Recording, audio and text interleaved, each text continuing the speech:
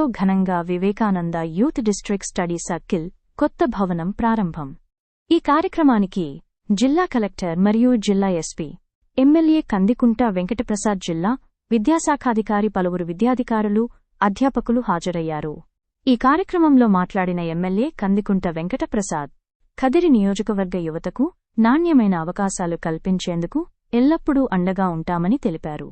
జిల్లా కలెక్టర్ తీసుకొచ్చిన ఈ వినూత్న ఆలోచనకు తన సంపూర్ణ సహకారం ఉంటుందని, గ్రామీణ ప్రాంతాల విద్యార్థులు కూడా సివిల్స్, గ్రూప్స్ వంటి అత్యున్నత పోటీ పరీక్షల్లో విజయాలు సాధించాలని ఆకాంక్షించారు.